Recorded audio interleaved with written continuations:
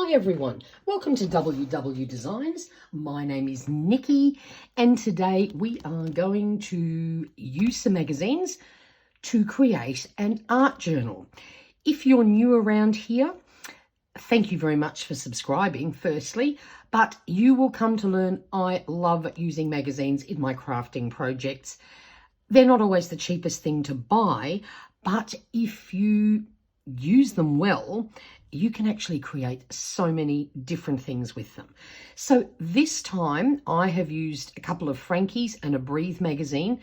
These are Australian publications.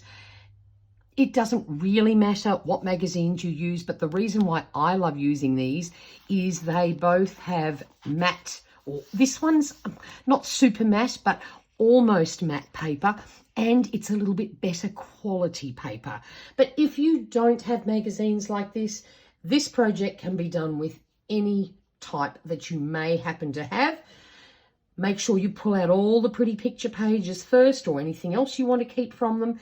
And with what's left behind, we're going to create an art journal. Now, the inspiration for this project comes from, I don't know if other people are like me, but I buy lots of art journals and all sorts of pretty watercolor paper and all sorts of things, and I often don't actually make a start. I don't want to mess it up. I don't want to have a failure. Perfectionist tendencies for me are extreme. So I came up with this idea of creating an art journal where it's cost me nothing to make. So guess what? If I stuff up a page, or if I try to do something inspired by someone else and it doesn't work, who cares? I haven't ruined my beautiful art journal. So let's play. This is a very, very simple project, and I'm starting with a box. This is a Nescafe cappuccino sachet box.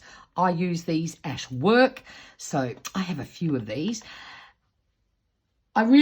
Unless you use thick magazine covers, which you could also do, I decided to use something like this as my actual cover because it will create something a little bit sturdier. But please, if you have magazine that has a really lovely thick cover, there's no reason why you can't use that. But what I have done is obviously cut away all the excess bits of this, which leaves me with a journal cover. The one thing I didn't throw out was this other side piece, and the reason being, when I am using any form of box to create a journal, I like a heavier spine. It just gives it some strength and reduces the chance of it all collapsing. So we're just going to willy-nilly add a little bit of glue here. Again, this is all about letting perfection go and just creating. I don't need it fully covered. You'll see why later on. There'll be things added to this. And all I do is, oh, by the way, this is my favorite glue for anything that can't be done with a glue stick. So anything a bit thicker, cardboard, fabric, you name it, Tiger glue is my go-to.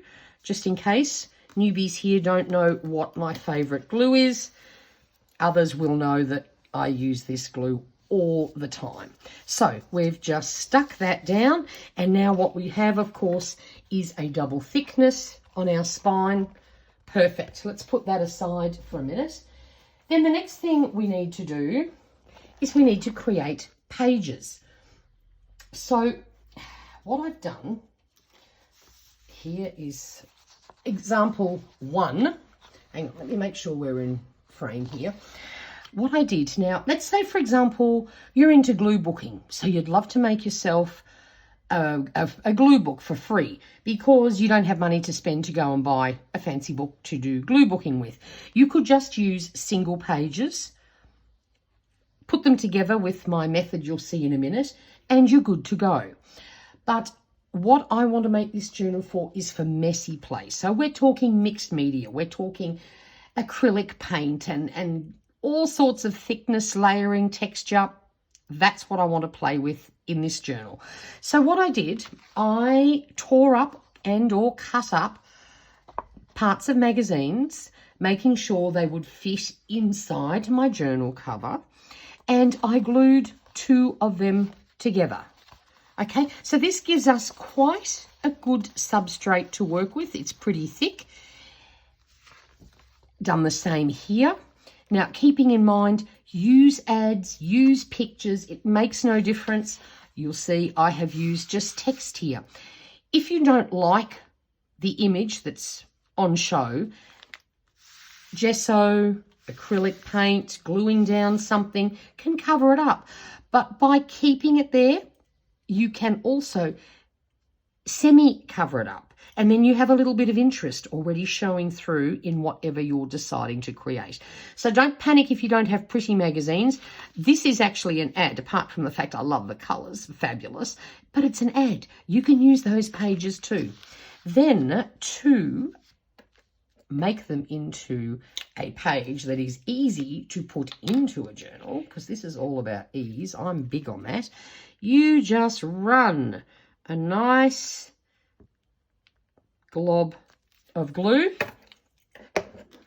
and you stick them together like that. Then you put them aside to dry for a few minutes, and we then have pages. So of course, let's just move this out of the way just for a moment. I can bring that back later. Here are some I prepped in advance. So I initially started off looking for interesting backgrounds. So in Frankie magazine, they often have pages of just pretty designs like this, which I thought was perfect. If I want to glue down a heap of ephemera or whatever, I don't even have to put paint on that one, but you might not have magazines that offer that. I looked for interesting images. This one, like, I don't want to do an art journal page with food behind it necessarily, but even if I just put some gesso on the actual food bit and left a little bit of this on show, could be interesting. I've used plenty of text-only pages. This one is a very interesting pick, and I just took out the part of that page that I liked. This one here, again, plenty of text pages. This was a whole page in the magazine. Loved that colour background, thought that might be handy to work with, and also picked text pages that had a coloured background rather than just white, because maybe I just like this sort of lilac lavendery colour on the edge of my project. More food, because I just loved the colours in that. You can see where I'm going here. See, same with this. Loved this brickwork here, this hint of heavy drape here. So if I was doing something a bit darker, heavier, wouldn't matter if some of this was on show. That really could be quite interesting. Very busy page, but again, you know, something covering the middle and still having this on display is fine. Of course, had to use that one. Oh, now have a look here. This is what happens. You do have to double check that they have glued down well. I've missed that bit there, but that's okay. I thought I checked all these, but guess what? I missed that one. All good. Another fabulous all-over design. I had to use that. This I thought was great. I've got plenty of white space here. I just have to cover that, or I can make a mess on the whole page. I thought a black and white image might be a fun thing to have. Bit of galaxy, some pastels. Oh, look, see here, I have to give this another bit of a glue. Before you put them in, yes, I would suggest you just double check. Because I've glued everything down double, you know, I may not have done that in the most perfect way. Interesting colours in the background here. I thought that could be interesting to use. Pretty pastels. Found this lovely floral image. Thought that was a great background. Love this nature picture too. Could just build in certain areas and actually then use that image. Pretty pastels. A few of those. This one here. Just loved all this. I don't know how I'm going to use it yet, but I went, yep, that's definitely a page for me. Some balloons. Thought this was a great background. This is where Frankie magazine is really good for this sort of thing. And I thought a puzzle could make an interesting background too. So any pages you've got, it doesn't matter. Now, we need to decorate our cover. That's going to be the next thing. I don't want it to look like a Nescafe box. That is not very appealing. And of course, we're going to do it very simply with all of this. Now, this is all the scraps I had left over from tearing and all the other things. And I'm literally just going to glue this down over here. And then, of course, we're going to glue on the inside as well. And, oops, sorry, I knocked my stand there. Give me a second, we'll get that back in play. Now, can I fit this all in here? I'm missing a tiny bit on the edge, but guess what? I think you can figure out where we're going here.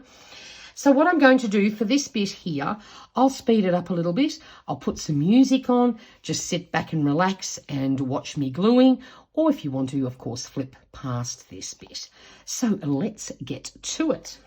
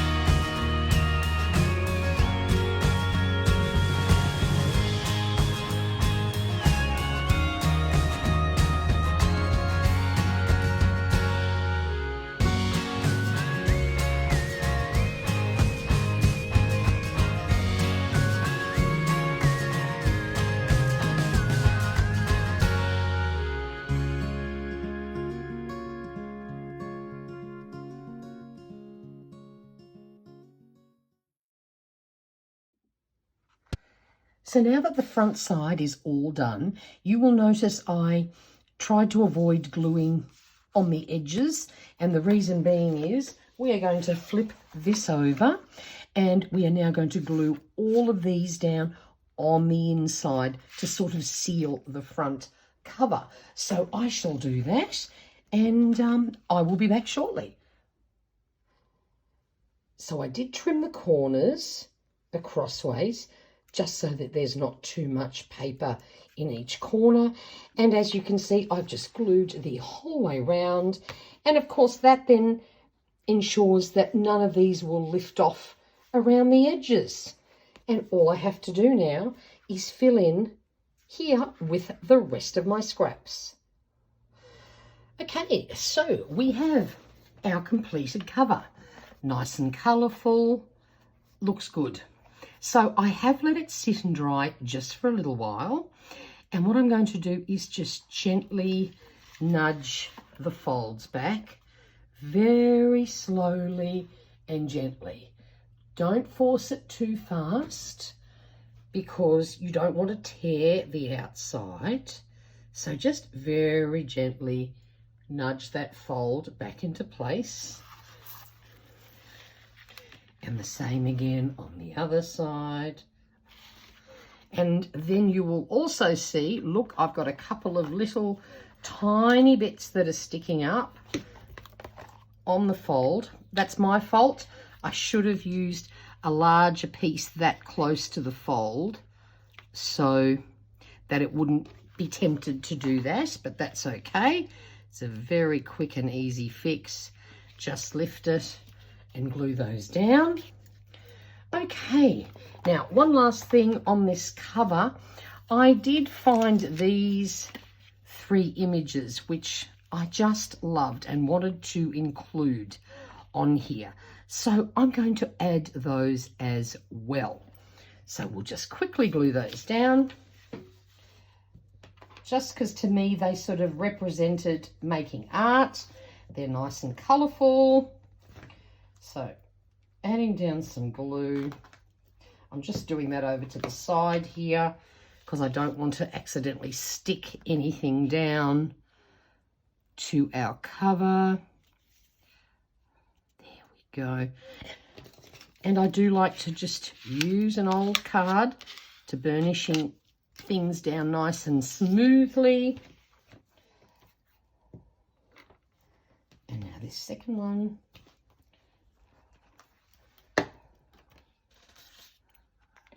And that covers those words there that I don't really care to see. And lucky last, this cute colourful rainbow. I just love that.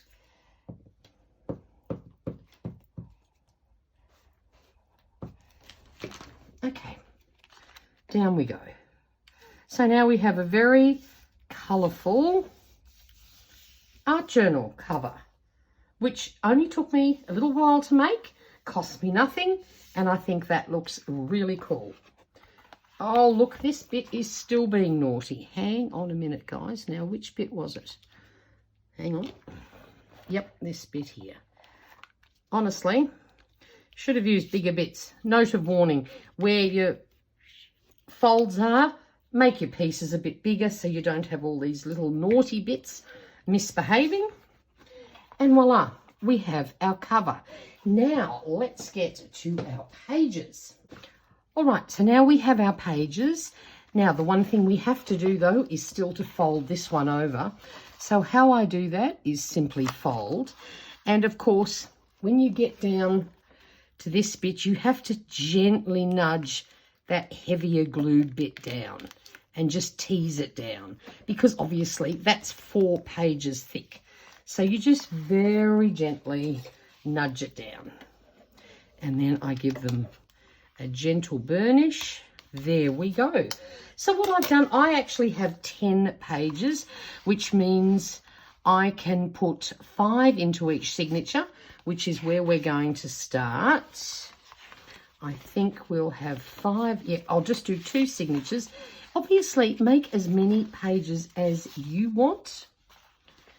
but I'm going with 5 in each. Let's pick that one there. So that's signature number 1, and then we'll just pop these down together. And we're going to keep things really, whoops, no, that's upside down. Better make sure we get that the right way round. Actually, that might be ideal if I check all of those. Oh, the things we do. Okay, that's the correct way. Are all these the right way round? They most definitely are.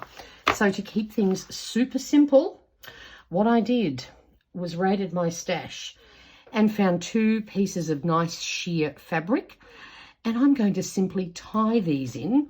You can use ribbon, string, anything you've got at hand.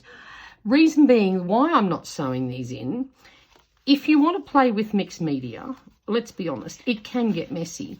So if we don't sew these signatures in, it means we can remove them to actually work on them. If you totally mess something up and you absolutely detest what you've done, you can take the page out and throw it in the bin. You don't have to tear it out and make a mess. You can do things nice and easily.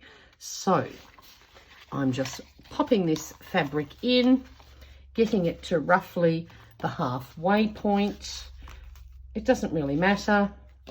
And then we're simply going to tie them in to our journal. So pop them in, drop those down. Now, I've only made 10 pages. I realise I've got lots of space here, but mixed media can also get very bulky. Of course, the phone had to ring just as I was about to start this bit, but that's okay. All I'm going to do is tie my 2 signatures in and hold it together with a bow. I don't want a knot because obviously I want to be able to undo this if I want to add more pages or pull out something to work with. If you just knot them in, that's just going to be much easier for you. So this is all about keeping things really simple. You don't need any special tools or anything to do this, just your fingies so that you can tie a bow or 2. There we go. So we now have a art journal. And as you can see, I've got plenty of space to glue and paint and do all sorts of fun things with. I think actually I could do with a 3rd signature in here now that I've seen this, because I've got such a wide spine on this. But look, there you go. That's how simple it is. Using scraps, using magazines, you can make yourself a fun art journal, and it's just designed for play. I hope you enjoyed this video. If you have any questions, pop them down in the comment box below, and I would love it if you would like and comment. And if you're not a subscriber, please do, for more paper crafting adventures. Until next time, stay safe and stay healthy. Bye for now.